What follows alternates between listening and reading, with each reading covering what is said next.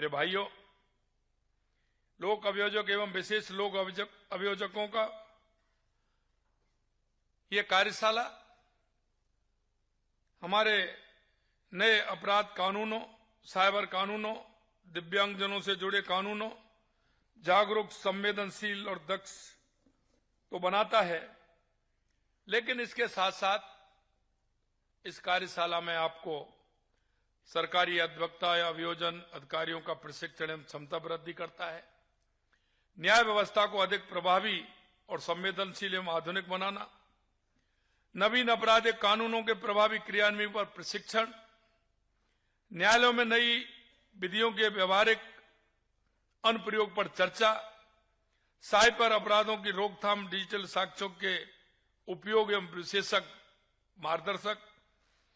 तकनीकी अपराधों से निपटने में अभियोजन की भूमिका पर विमर्श, दिव्यांगजनों विशेष रूप से सक्षम व्यक्तियों के लिए संवेदनशील न्याय व्यवस्था पर विचार विमर्श, न्याय को अधिक सुलभ, माननीय एवं सहयोगात्मक बनाने पर जोर, विभाग की उपलब्धियों पर कार्यों का प्रस्तुतिकरण, राज्य में अभियोजन तंत्र को सुदृढ़ करने हेतु नई नियुक्तियों का उल्लेख, विभाग में उपलब्धियां एवं भावी योजनाओं पर आधारित लघु फिल्म आपने दिखाई, न्याय प्रणाली को जन्मोन्मुख एवं सुदृढ़ बनाने का संकल्प आपने लिया है। आपकी कार्यशाला में इतना काम आज हुआ है और ये आवश्यक भी है, और आवश्यक इसलिए है कि आप उन व्यक्तियों को सहयोग करते हो, सरकार का सहयोग करते हो, जिसमें सरकार के साथ आम जन की सहभागिता होती है। उनके उस जो न्याय का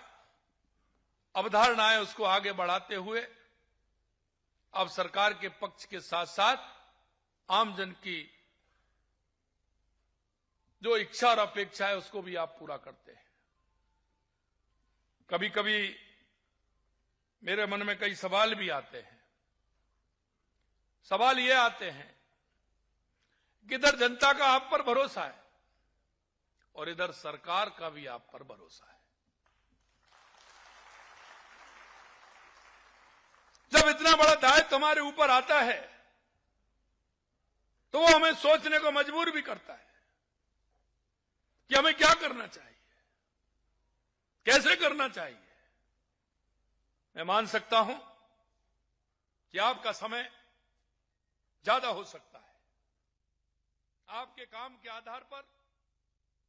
आपके वेतन का आंकलन नहीं किया जा सकता है,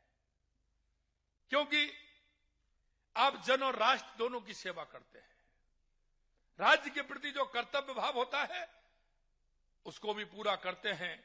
और आम जन के प्रति जो सहयोगात्मक भाव और न्याय दिलाने की भावना जो होती है उसको भी पूरा करते हैं। इसका कोई, मेरे भाइयों, मूल्य नहीं हो सकता, इसका कोई आधार और कुछ नहीं बन सकता। क्योंकि जब हम देखते हैं,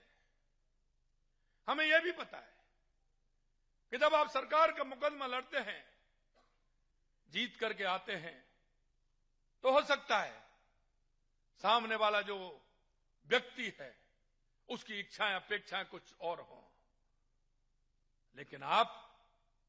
राज्य के कार्य के लिए हैं, आप राष्ट्र के कार्य के लिए हैं, इसलिए आपको आंकलन भी उसमें उसी दिशा में करना होगा